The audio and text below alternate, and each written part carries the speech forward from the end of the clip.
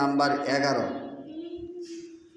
ইয়া আইয়ুহাল্লাযীনা আমানু ইযা কিলা লাহুম তাফাসসাহু ফিল মাজালিস, যখন তোমরা কোরআন হাদিসের মাজলিসে বসো, ফাফসাহু ইয়াফসাহিল্লাহু লাকুম, জায়গাকে প্রশস্ত করিয়া বসো, আল্লাহ রাব্বুল আলামিন আপনাদেরকে জান্নাতে জায়গা প্রশস্ত করিয়া দিবেন। বলি সুবহানাল্লাহ। তামলাউ মা বাইনাস সামাওয়াতি ওয়াল আরদ, যদি কোনো মুমিন বান্দা একবার বলে সুবহানাল্লাহ, আল্লাহ রাসূল বলছেন তামলাউ মা বাইনাস সামাওয়াতি ওয়াল আরদ, আসমান এবং জমিনের মাঝখানের ফাঁকা জায়গাটুক নেকি দিয়া ভরপুর করিয়া দেয়। বলি সুবহানাল্লাহ। তুমি সুবহানাল্লাহ কইছ? আমরা গোল জুড়ে কই না আসতে কই, চুর আইছে জুড়ে কই না আসতে কই, এলাকায় গরু চুরাইলে জুড়ে কই না আসতে কই, গোল জুড়ে কই না আসতে কই, ওটি কইলে কি লাভ, কত নেকি। চুর আইছে জুড়ে কইলে চুর বাগে, সমাজের মানুষ টের পায়।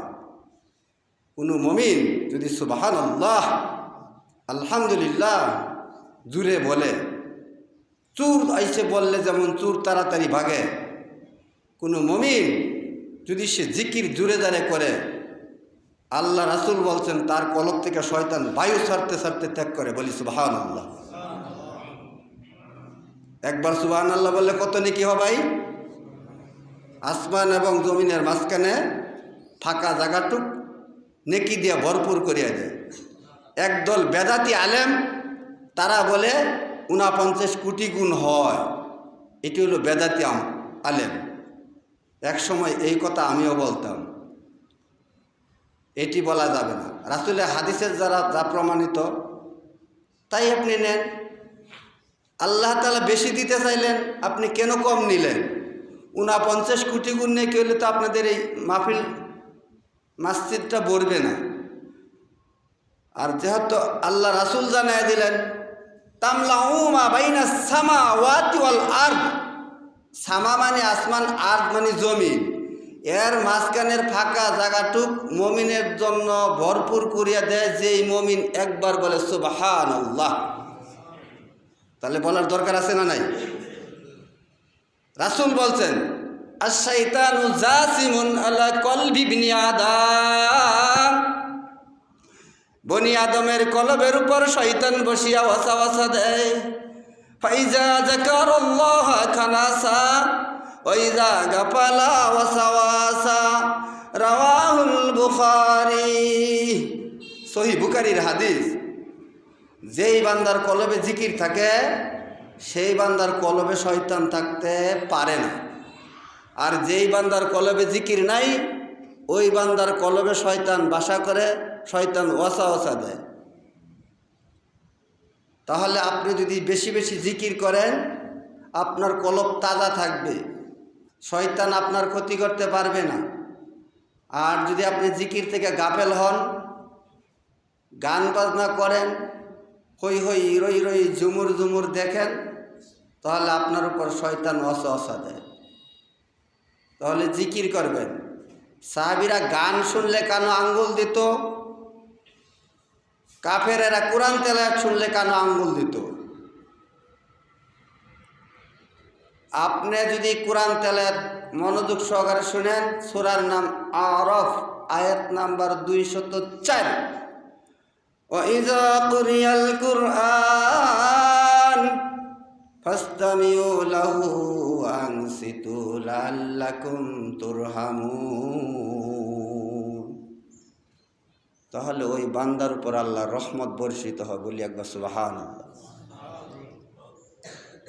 এটি বললে আপনার ফায়দা, আপনার লাভ।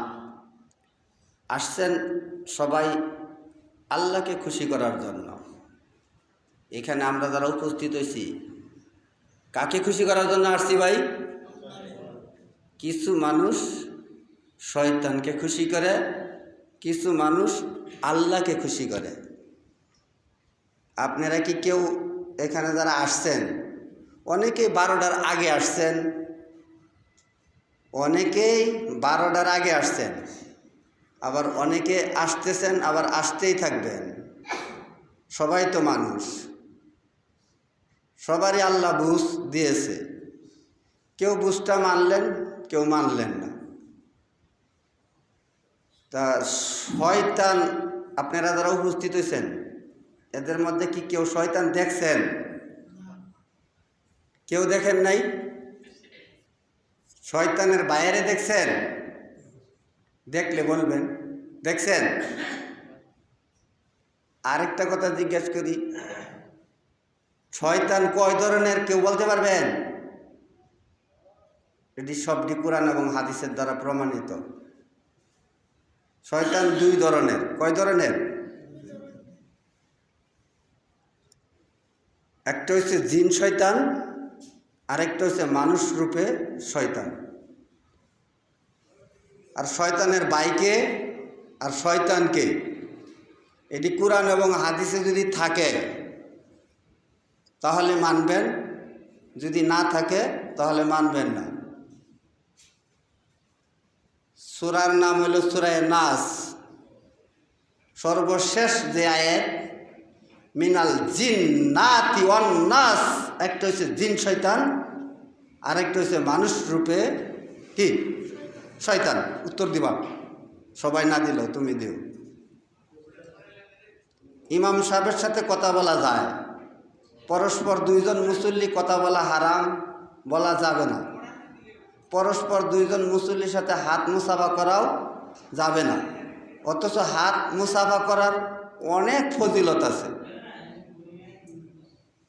হাত মুসাফা করলে যদি কোনো মুমিন, ইন্নাল মুসলিমা ইজা লাকিয়াল মুসলিম, ইন্নাল মুমিনা ইজা লাকিয়াল মুমিন, যদি পরস্পর সাক্ষাৎ হয়, 2 হাত 2 জনে মিলাইয়া মুসাফা করে, ফা খাজা বিয়া দি, 1 হাতের কথা বলছে। কিছু মানুষ 2 হাত লাগায়, তা হাদিসে কইলেন 1 হাত, আপনি লাগাইলেন 2 হাত, তাহলে আপনি মাতবরি করলেন, উস্তাদি করলেন, আপনি রাসূলের সাথে উস্তাদি করলেন। এই এটা কি দেহে এত?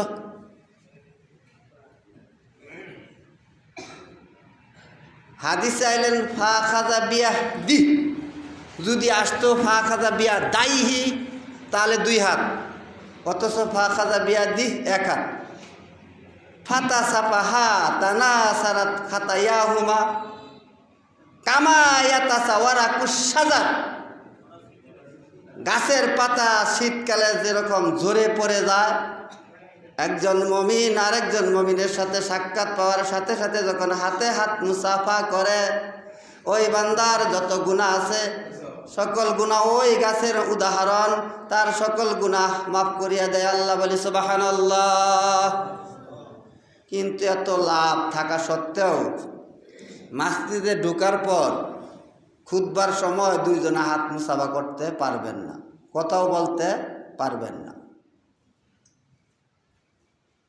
তা আমি আপনাদের সামনে একটা আয়াত তেলাওয়াত করছিলাম, সেটা হলো সূরা আনআম আয়াত নাম্বার 162। এই আয়াতে 4টা বিষয়ের উপর আলোচনা করছে। আর শয়তানের কথাটা পরে বলবো।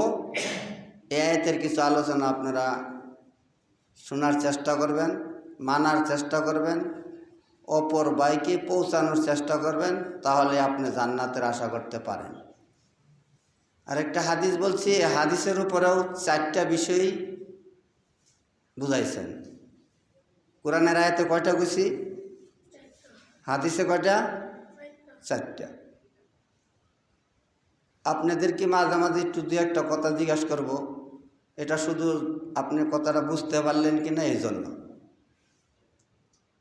বুঝলে উত্তর দিবেন, না বুঝলে উত্তর দেওয়ার দরকার নেই। জানা থাকলে বলবেন তো, জান্নাতের চাবি কি ভাই?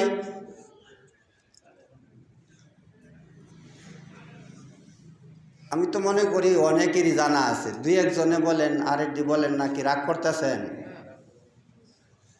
সবার বক্তব্য একরকম না।